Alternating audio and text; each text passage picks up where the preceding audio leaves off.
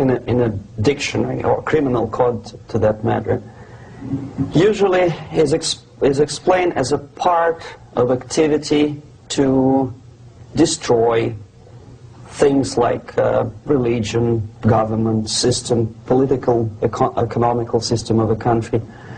And usually it's linked to espionage and such romantic things as blowing up bridges, sidetracking trains, cloak and dagger activity in Hollywood style. What I'm going to talk about now has absolutely nothing to do with the cliché of espionage or KGB activity of collecting information.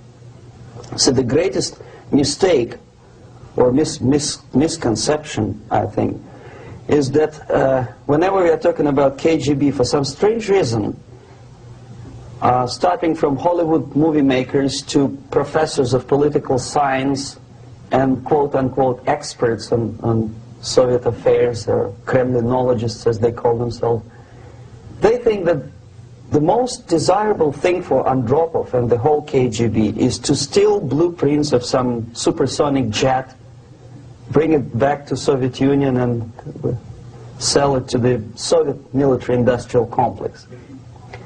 It's only partly true. If we take the whole time, money, and manpower that the Soviet Union and KGB in particular spends outside of USSR border, we will discover, of course there are no official statistics unlike with CIA or FBI, that the espionage as such occupies only 10 to 15% of money, time, and manpower. 15% of the activity of KGB. The rest, 85%, is always subversion. And unlike a dictionary of English, Oxford Dictionary, subversion in Soviet terminology means always a destructive, aggressive activity aimed to destroy the country, nation, or geographical area of your enemy. So there's no romantics in there, absolutely. No blowing up bridges, no microfilms in Coca-Cola cans, nothing of that sort. No James Bond nonsense. Most of this activity is overt, legitimate, and easily observable if you give yourself time and trouble to observe it. But according to the law and law enforcement systems of the Western civilization, it's not a crime. Exactly because of misconception, manipulation of terms. We think that subverter is a person who is going to blow up our beautiful bridges. No. Subverter is a student who comes for exchange, a diplomat, an actor, an artist, a journalist like myself was 10 years ago. Now, subversion is an activity which is a two-way traffic. You cannot subvert an enemy which doesn't want to be subverted. If you know history of Japan, for example, before 20th century, Japan was a closed society. The moment a foreign boat comes to the shores of Japan, the Imperial Japanese Army politely tells them to get lost. And if American salesman comes to the shore of Japan, let's say 60 or 70 years from now back, and says, oh, I have a very beautiful vacuum cleaner for you, with the good financing, he says, please leave us, we don't need your vacuum cleaner. If they don't leave, they shoot them to preserve their culture, ideology, traditions, values intact. You were not able to subvert Japan. You cannot subvert Soviet Union because the borders are closed. The media is censored by the government. The population is controlled by the KGB and internal police. With all the beautiful glossy pictures of Time magazine and Magazine America, which is published by the American embassy in Moscow, you cannot subvert Soviet citizens because the magazine never reaches Soviet citizens. It's collected from the newsstands and thrown to garbage can. Subversion can be only successful when the initiator, the actor, the agent of subversion has a responsive target. It's a two-way traffic. United States is a receptive target of subversion. There is no response similar to that one from United States to the Soviet Union. It stops halfway somewhere. It never reaches here. The theory of subversion goes all the way back 2,500 years ago. The first human being who formulated the tactics of subversion was a Chinese philosopher by the name of Sun Tzu.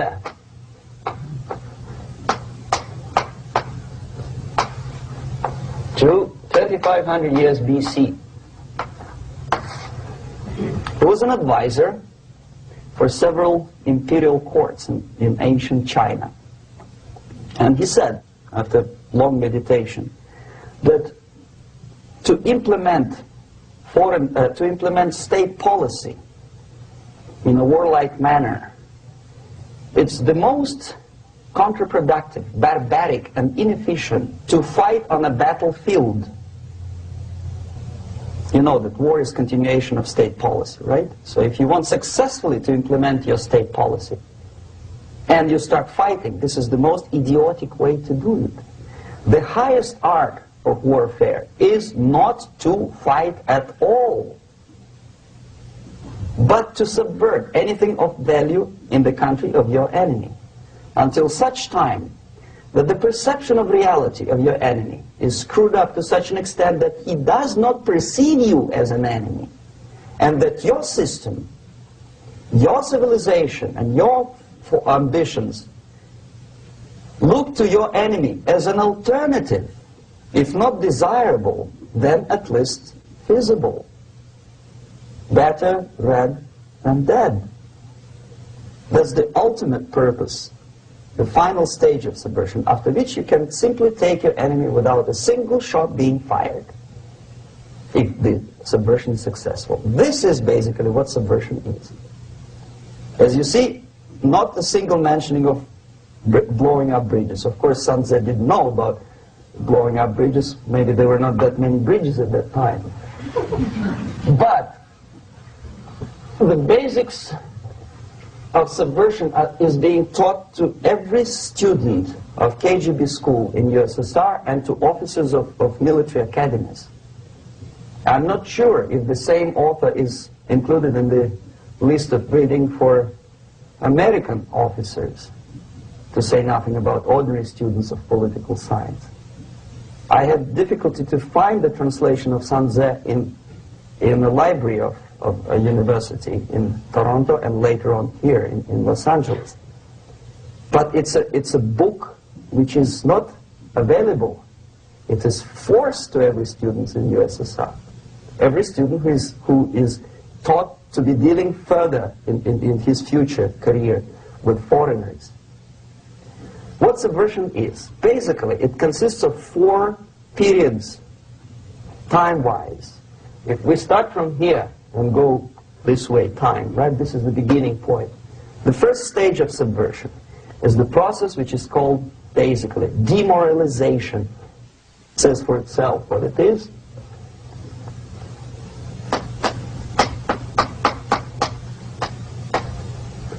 It takes from, say, 15 to 20 years to demoralize a society. Why 15 or 20 years? This is the time sufficient to educate one generation of students or children. One generation. One lifetime span of a person, a human being, which is dedicated to study, to shaping up the outlook, ideology, personality. No more, no less. Usually it takes from 15 to 20 years. What it includes? It includes influencing, or by various methods, infiltration, propaganda methods, direct contacts, doesn't really matter. I will describe them later. Of various areas where public opinion is formulated or shaped.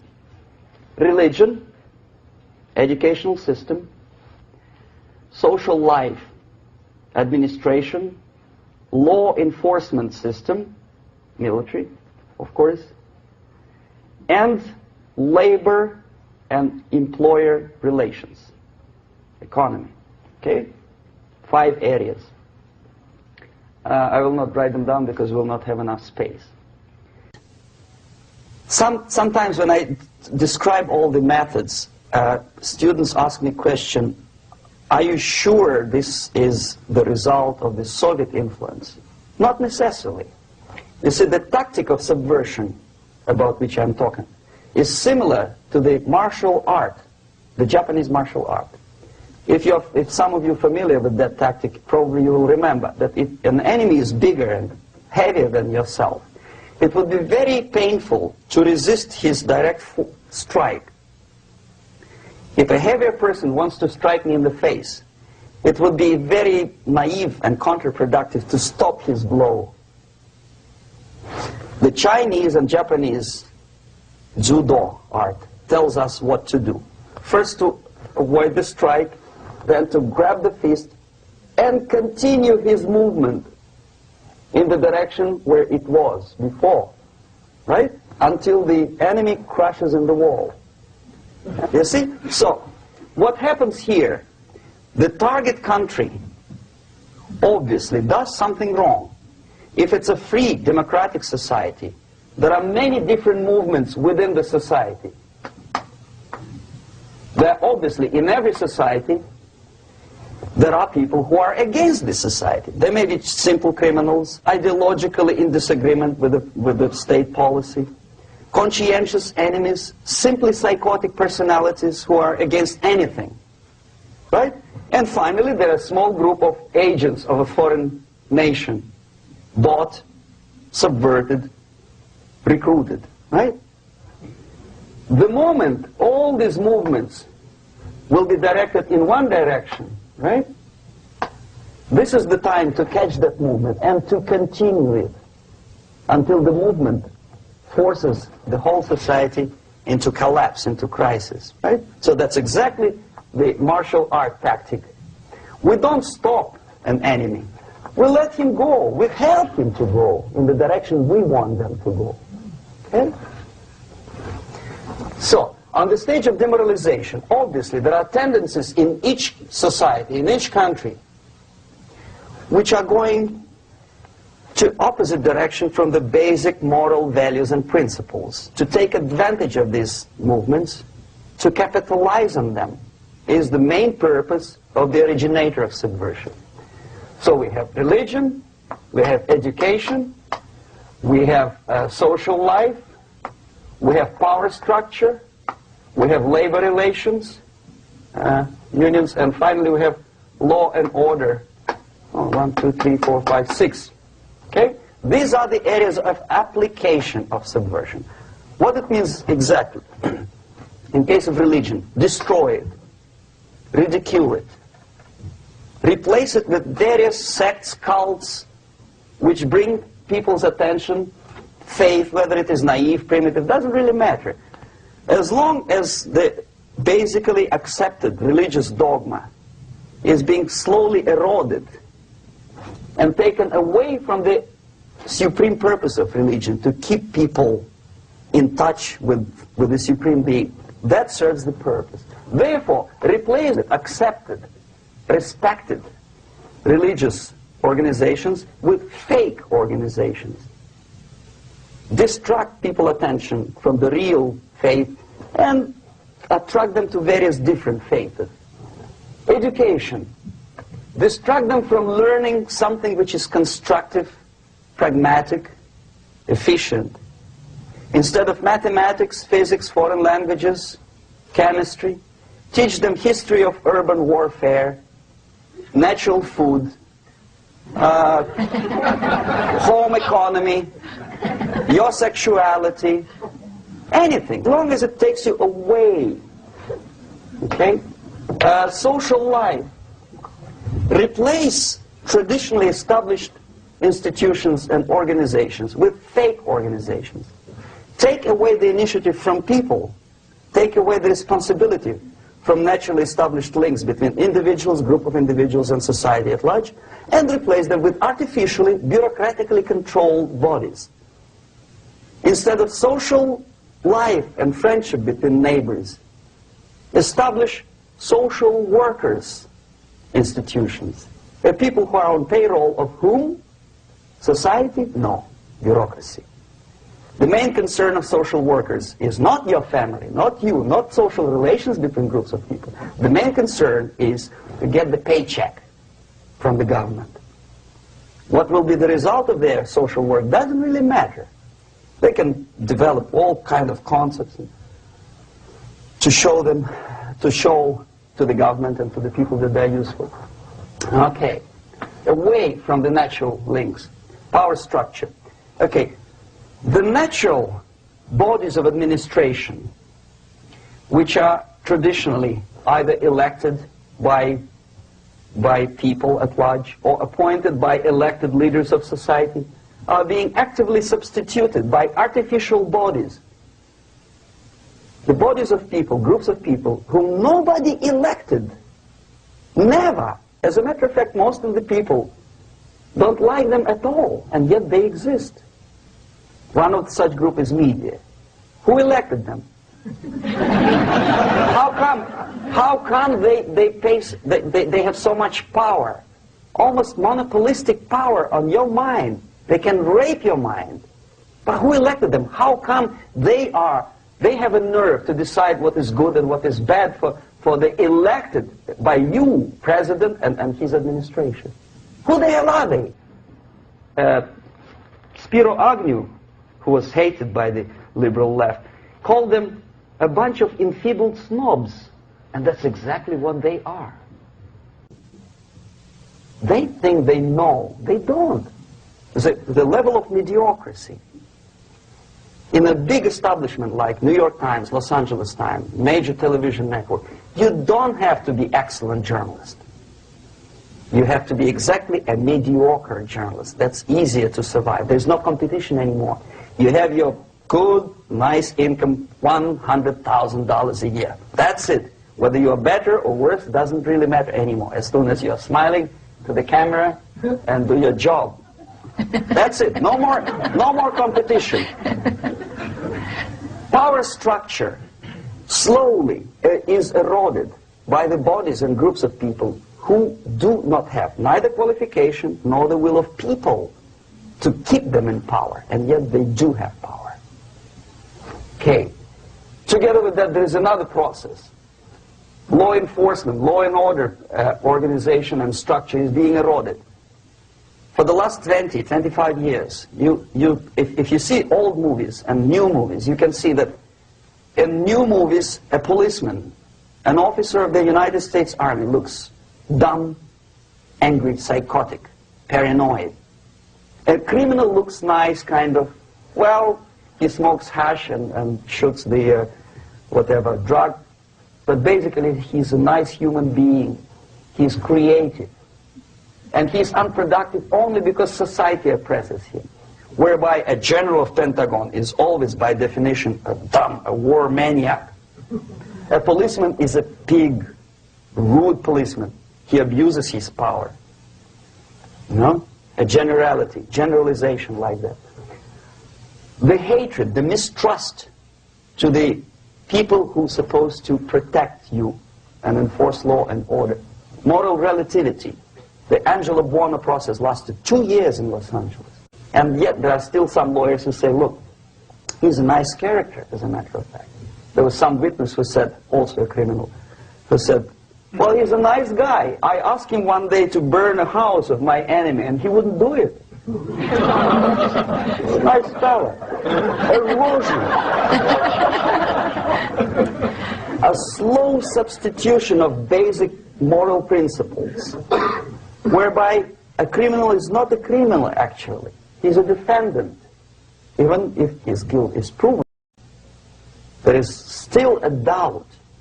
to kill or not to kill, to be or not to be. Thou shalt not kill, yes. But this line may not necessarily be applicable to a murderer. Thou shalt not murder. That should be the presumption, not that thou shalt not kill. Okay, labor relations. At this stage, within 15 to 20 years, we destroy the traditionally established links of bargaining between employer and employee. The classical Marxist-Leninist theory of natural exchange of goods. A person A has 5 sacks of grain and person B has 5 pairs of shoes. And the natural exchange without money is when they bargain between each other. And only with the introduction of the third force, C, an entirely third foreign stranger who says, no, don't give him 5 sacks of grain, give it to me, and you give me your 5 pairs of shoes, and I will distribute it accordingly, so that the economy will go. This is the death of natural exchange, death of natural bargaining. Well, trade unions were established 100 years ago. The objective was to improve working conditions and to protect the rights of workers from those employers who were abusing their right because they had more money. Objectively, at that time, initially, the trade union movement did work.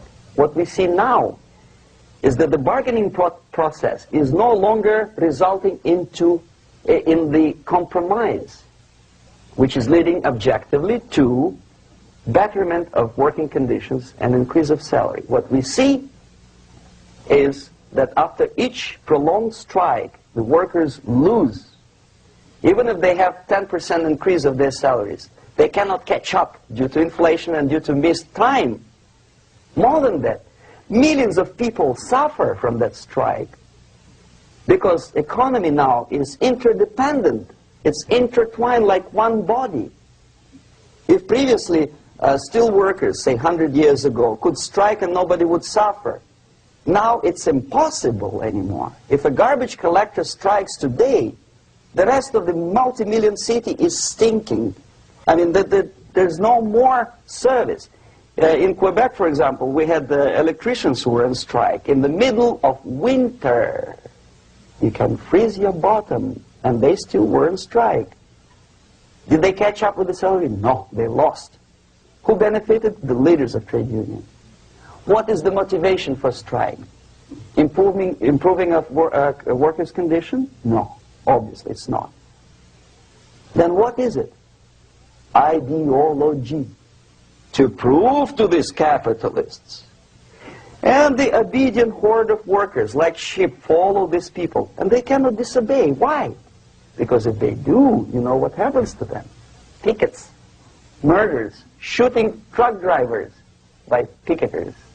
In Montreal, for example, I saw with my own eyes when I was correspondent of CBC, International, Canadian Broadcasting Corporation, when the workers of aircraft factory destroyed computers and the equipment in the factory.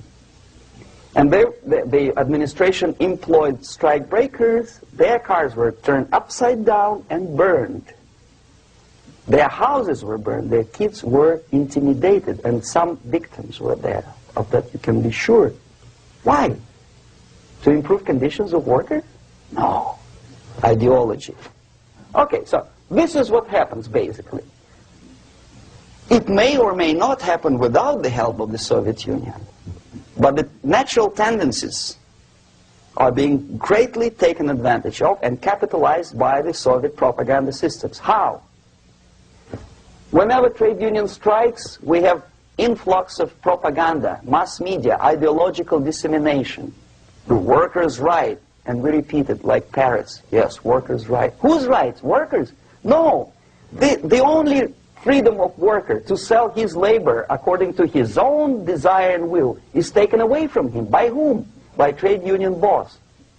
Unlimited power is given. Responsibility. I want to sell my labor not for $2.50 an hour, but for $2. I don't have right. My freedom is denied to me. I know that if I sell my work for $2 an hour, not for $3 an hour, I will compete better with the other guy who is lazy and more greedy. I don't need $3. I need only $2. No, I was made to believe by media, by business, by advertising agencies that I need more and more and more. Have you ever heard any advertising on TV to consume less? No.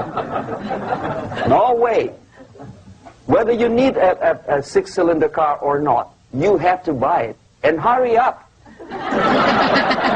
When I was driving here, on the local radio station, an excited announcer said, "You hurry up, rush and save, save, save. There is a pantyhose sale." Save by buying more. See? Of course. It would be too naive to expect that KGB makes that advertising agency to do such a crazy commercial. No, of course not. But what we did when I was working for Novosti press, we would snow plow editorial offices, student organizations, religious groups with literature of class struggle. If not directly Marxism-Leninism propaganda, then a propaganda of the legitimate aspirations of working class, betterment of life, equality. Equality, mind you. President Kennedy once said, we will make America to believe that people are born equal. Are people born equal? Is there any mentioning in the Bible or any other holy scripture in any religion, if you don't believe me, go to the library and check it, there is not a single word about equality. Just the opposite. By your deeds, God will judge you. What you do is important. The merit of your personality. You cannot legislate equality. If you want to be equal, you have to be equal. You have to deserve it. And yet we build our society on the principle of equality. We say people are equal. We know it is false. It's a lie. Some people are tall and stupid. Others are short, bold, and clever.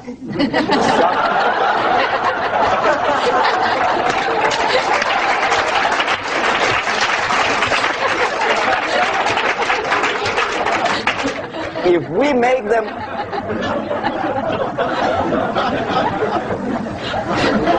we make them equal by force, if we put the principle of equality in the basis of our socio-political structure, it's the same thing as building a house on sand. Sooner or later it will collapse, and that's exactly what happens. And we, as Soviet propaganda makers, are trying to push you in the direction which you go yourself. Equality, yes, equality. People are equal.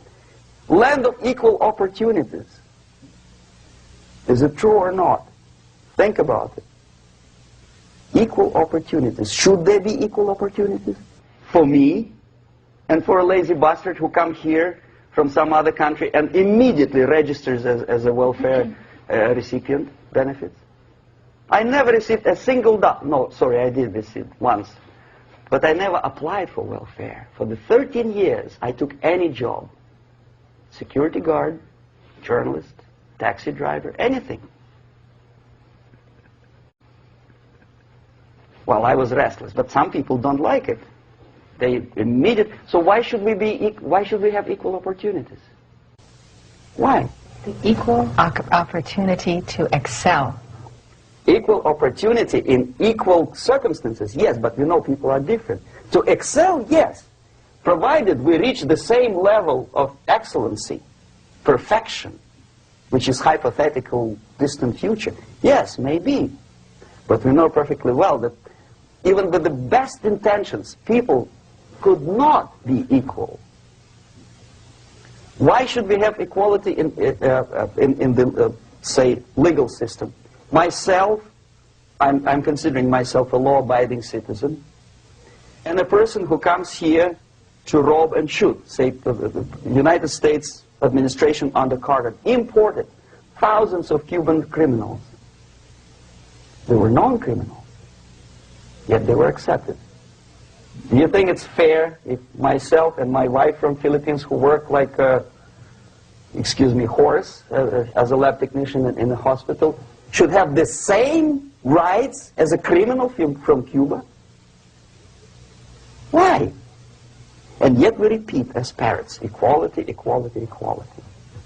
And the Soviet propaganda system helps us to believe that equality is something which is desirable. Democracy, as it was established by fathers of this country, of this system in the last century, is not equality. It's the system where different people, unequal people, have a chance to survive and help each other in constant competition, in constant perfection, not in equality, which is superimposed from a godfather or a nice person in Washington, D.C.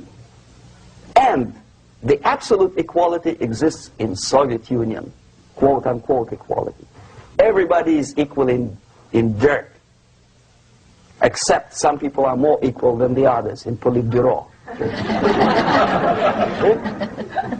So, the moment you bring a country to the point of almost total demoralization, when nothing works anymore, when you are not sure whether it is right or wrong, good and bad, but there's no division between evil and good, when even the leaders of church sometimes say, well, violence for the sake of justice, especially social justice, is justified in countries like Nicaragua, El Salvador, well, maybe Rhodesia, and we listen to them and say, yeah, probably it's true. Is it true? No, it is not true. Violence is not justified, especially for the sake of quote-unquote social justice introduced by Marxist-Leninists, that is my former colleagues from Novosti press agency. Okay, so we reached that point.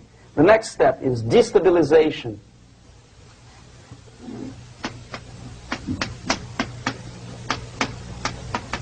Again, this word says for itself what it is. To destabilize all the relations, all the accepted institutions and organizations in a country of your enemy. How you do it? You don't have to send a battalion of KGB agents to blow up bridges. No. You let them do it themselves. The area of application is, again, it's narrower now. Not like the previous case. The overt legitimate actions of the KGB in this case would be hardly noticeable. There is no crime if a professor who recently went to USSR introduces a course of Marxism-Leninism in a Californian college, for example. Nobody is going to come to his doorstep and say, okay, mister, come, you are under arrest. No, it's not a crime. It's not even considered a moral crime against your country. So the area of application here is narrowing down to economy, again labor relations, right? To law and order, plus military. And economy, law and order. Yes, and again the media, but wider scope, little bit different. I'll explain later. Okay, basically 3 areas. Economy. The radicalization of bargaining process. If on that stage we still could achieve, theoretically, some positive compromise between the negotiating sides with say, arbitrary, introduction of arbitrary judges, a third side, objectively judging the demands of both sides. Here it's radicalization. On the stage of destabilization, we cannot come to compromise even within a family. The husband and wife couldn't figure out which is better. Husband wants his kids to eat at the table, and wife wants a child to roam around the room and drop food all over the floor. They cannot come to compromise unless they start a fight. It's impossible to reach a compromise, constructive compromise, between neighbors. Some people say, I don't like you to watering your lawn at that time because exactly at that time I'm walking my dog and he's getting nervous. He cannot pass his bowels, you know. So they cannot compromise. They go to a civil court or something like that. Radicalization of human relations. No more compromise. Fight, fight, fight. The normal, traditionally accepted relations are destabilized.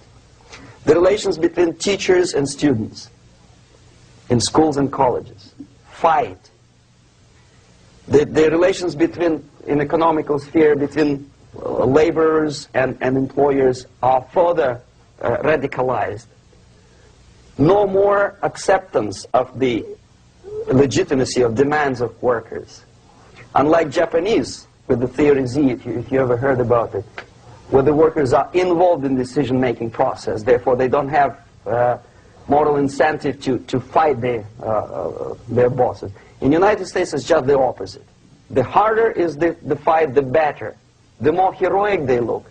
When the Greyhound network was on strike recently, the correspondents of local TV networks all over the United States were approaching the strikers, and they say, oh yes, we are doing something nice. They looked like heroes and they were proud. There was some family, the husband was a bus driver. Now they decided in a protest against the bosses to camp somewhere in the forest. And they were presented to the audience as a heroic, nice people. You see? The violent clashes between passengers, picketers, and the strikers are presented as something normal. 10, 15, 20 years ago, we would be angry, say, why so much hatred? Today we are not. We say, well, commonplace. Radicalization, militarization sometimes. As I explained on that stage, I took a step a little bit further. Shooting people.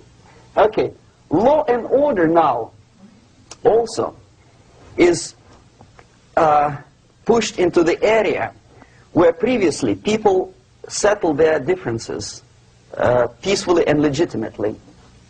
Now we are getting with this court cases in the smallest irrelevant cases. We cannot solve our problems anymore. The society at large becomes more and more antagonistic between individuals, between groups of individuals, and the society at large. The media puts himself in the opposition to the society in general, at large. Separate, alienated. Okay? On that stage, you remember I was talking a couple of hours ago about the sleepers. That's when the students from, say, United States, if they are trained in Lumumba University, or developing nations, that's the students I was dealing with, are being sent back from the Soviet Union here. Or if they were already in the United States, in the country, which is the object of subversion, they spring to action. The sleepers go up. They slept for 15 to 20 years. Now they become leaders of groups, preachers, I don't know, public figures. Prominently they actively include themselves in a political process. All of a sudden we see a homosexual. 15 years ago he did his dirty job and nobody cared. Now he makes it a political issue. A political issue. He demands recognition, respect, human rights, and he rallies a large group of people. And there are violent clashes between him and police, his group and ordinary people, no matter what. It's black against white, yellows against green, doesn't matter where the division line goes. As long as this group come into antagonistic clash, sometimes militantly, sometimes with firearms, that is destabilization process. The sleepers, many of whom are simply KGB agents, become leaders of the process of destabilization. Doesn't mean that Comrade Andropov sends Comrade Ivanov to the United States. The person who takes care is already here. He's a respected citizen of the United States. Sometimes he gets money from various foundations for his legitimate struggle for, I don't know, human rights, women's rights, kid lib, prison lib, whatever. There are sympathetic Americans who donate their money to him. He's a respected citizen of the United States. Sometimes he gets money from various foundations for his legitimate struggle for, I don't know, human rights, women's rights, kid lib, prison lib, whatever. There are sympathetic Americans who donate their money to him. This stabilization process usually leads directly to the process of crisis. In case of developing nations, that's the area where I was active. The process starts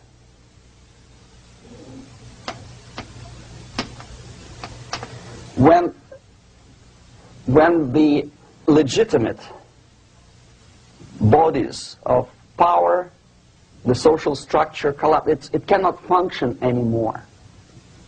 So instead, we have artificial body injected into society, such as non-elected committees. You remember I was talking about them here. Social workers who are not elected by people, media who are self-appointed rulers of your opinion, some strange groups which claim that they know how to lead society forward. They don't usually. All they care is how to collect donations and sell their own concocted ideology, mixture of religion and ideology. Here, we have all this artificial body claiming power. If the power is denied to them, they take it by force. In case of Iran, for example, all of a sudden we have revolutionary committees. What kind of revolution? There was no revolution yet, and yet they had the committees. They were taking power of judgment. They had the power of execution, they had the power of legislation, and that they had the power of judicial. All of them combined in one person, who is half-baked intellectual, sometimes graduated from Harvard University or Berkeley. He comes back to his country and he thinks that he knows the answer to all the social, economical problems. Okay? Crisis is when society cannot function any more productively. It collapses, obviously. That's the word for crisis. So therefore, the population at large is looking for a savior. The religious groups are expecting a Messiah to come. The workers say, we have family to feed. Let's have a strong government, maybe socialist government, centralized. When somebody put the employers on their place and let us work. We are sick and tired of going to strike and missing overtime and all that stuff. We need some strong man, strong government, a leader, a savior is needed. Population is sick and tired already. And here we are. We have a savior. Either a foreign nation comes in, or the local group of leftists, Marxists, no matter what they call themselves, Sandinista, a reverend or some sort, Bishop Muzureva, like in Zimbabwe, doesn't matter. A savior comes and says, I will lead you. So we have two alternatives here. Civil war and invasion. Okay? See how it goes? Civil war, we know what it is. Lebanon is the best example. The civil war, which was artificially implanted in Lebanon by injection of force of PLO, Palestinian Liberation Organization. Invasion we have in many other countries like Afghanistan, name any East European country, it was invaded by the Soviet army. But the result is the same. The next stage is normalization. Normalization is a very ironic word, of course. It is borrowed from 1968 situation in Czechoslovakia, when the Soviet propaganda and after them New York Times declared the country is normalized. The tanks moved into Prague, so there's no more Prague Spring, there's no more violence. Normalization. At that stage, the self-appointed rulers of the society don't need any revolution anymore. They don't need any radicalism anymore. So This is the reverse from destabilization. Basically, it is stabilizing the country by force. So all the sleepers and activists and social workers and liberals and homosexuals and professors and Marxists and Leninists are being eliminated physically sometimes. They've done their job already. Okay? They are not needed anymore. The new rulers need stability to exploit the nation, to exploit the country, to take advantages of the victory. Okay? So no more revolutionaries, please. And that's exactly what happens in a number of countries. You remember Bangladesh? This is the crisis in which I was instrumental. First they had Mujibur Rahman. In 1971, he was the leader of People's Party, Awami League, with mustache like Stalin. He was in Russia many times. In 5 years, he was shot by his former colleagues, Marxists. He fulfilled his function. In Afghanistan, it happened 3 times. First there was Taraki, then there was Amin, now there's Babrak Karmal. They killed each other successively, one after another. The moment he fulfills his duty, the first one demoralized country, the second destabilized, the third one brought it to crisis. Goodbye, comrades. Babrak Karmal comes from Moscow and put into the seat of power. Same thing happened in Grenada recently. Maurice Bishop, Marxist, was killed by Austin, what's his name, General something, who was also a Marxist. Right? So no more revolutions, please. Normalization now. From now on, no more strikes, no more homosexuals, no more women lib, no more kid lib, no more lib, period.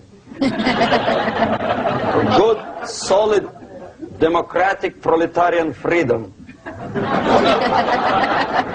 it. Now, to reverse this process takes enormous effort. When today, United States had to invade Grenada to reverse the process of subversion. Some people say, boy, this is not good, it's not kosher to invade the beautiful country, island of Grenada. Well, why didn't you stop the process here, when Grenada was just approached by leftists? Why not to prevent Maurice Bishop to come in power in the first place? Did Grenadians want him? Very questionable. They didn't know who was Maurice Bishop in the first place. He came to power by coup d'etat himself. Okay? No, we let the situation develop further and further and further until the crisis and normalization very soon. And then the United States decided to invade country, discovering that the country was absolutely a military base for the Soviet Union. Of course it's a drastic measure. Of course it's a pity that Marine Corps had to lose, what, 17 lives. Very bad. Why not to stop the process before it comes to crisis? Oh no, intellectuals will not let you. It's interference into domestic affairs. They're very careful not to let American administration to interfere in domestic affairs of Latin American countries. They don't mind Soviet Union interfere in these affairs. Okay. So to reverse this process, from here, it takes only and always military force. No other force on earth can reverse this process at this point. At this point, it does not take military invasion of the United States Army. It takes strong action, like in Chile. A CIA covert involvement to prevent the savior from outside to come into power and to stabilize country before it erupts into civil war. Okay? Support the right-wing conservative forces. By money, by crooks or love, doesn't matter. Stabilize the country. Don't let the crisis develop into civil war or invasion. Oh no, your liberals will say it's against the law. The Congress will not appropriate money for covert actions of CIA. Why not? Should we wait till the normalization come and Soviet tanks land in Los Angeles airport? Now, at that point, at the point of destabilization, also the process could be reversed. Again, easily than this. No CIA involvement at this point. You know what it takes here? Restriction of some liberties for small groups which are self-declared enemies of the society. As simple as that. Oh no, the media and liberals will tell you this is against the American Constitution. How can we, by force, deny the civil rights to criminals, for example? It's not good. Okay? So we allow them to. Okay, if you allow the criminals to have civil rights, go on and bring the country to the crisis. This is a bloodless way to do. Curb the rights. I mean, not to put them in prison. No, I'm not talking about putting all the gays from San Francisco in the concentration camp. Do not allow them to take political force. Do not elect them to the seats of power, whether it is municipality level, state level, or federal level. It has to be beaten in the heads of American voters that a person like that in the seats of power is an enemy. Do not be afraid of this word. It is an enemy. If he is not an enemy here, he will be here. Later on, he will be shot, of course. But at this point, he is an enemy. Okay? You are doing great service by denying him a right to capitalize on his own crazy ideas and become a powerful man, a man who uses the seat of power. Restriction of certain freedoms and permissiveness at that point would prevent sliding into crisis and probably will return the process of destabilization. To curb unlimited power, monopolistic power of trade unions, here, at that point, would save economy from collapsing. To introduce a law to stop private companies of raping public opinion's mind in the direction of consumerism. No company must have a right to force you into buying more unless you want it. There must be a law. You want to advertise your car? Okay. But not a single mentioning of buying it now and saving money. It must be against the law to force people to consume more. Self-restraint. Previously, before this process started, the self-restraint was a business of church, religion. Because our preachers, the fathers of church, would tell us, material values are good, but it's not the prime function of human being. Because you have to live with something. Obviously, the design for our life is not to consume more deodorants. There must be something greater.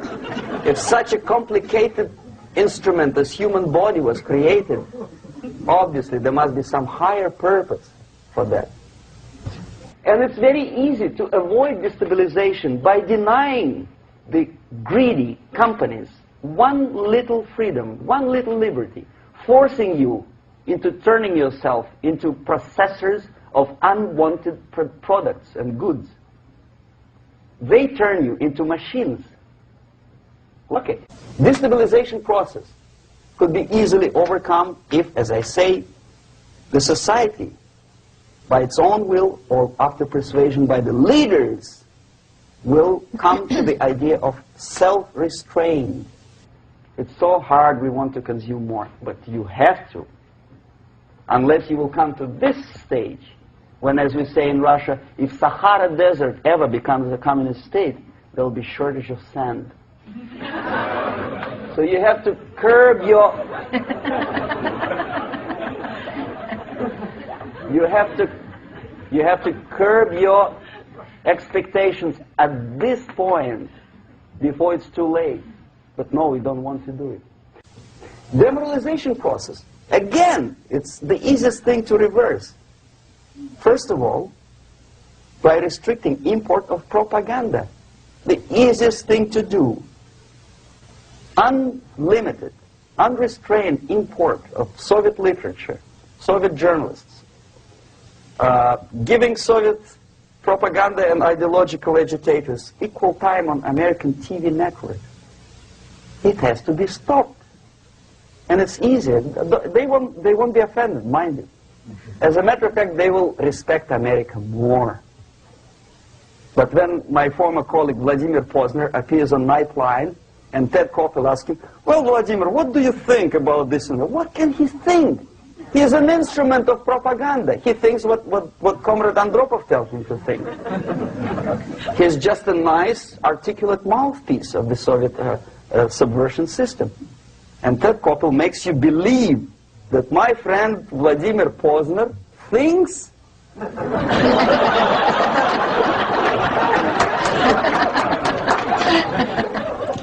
the process of demoralization may not have started at all if at that point the country, which is a recipient of subversion, actively, not violently, but actively, prevents importation of foreign ideology.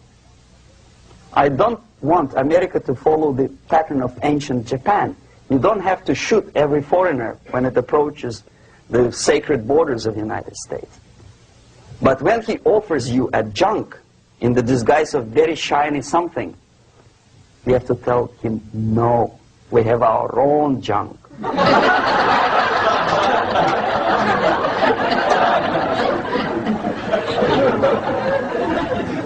If at that point the society is strong, brave, and conscientious enough to stop importation of ideas which are foreign,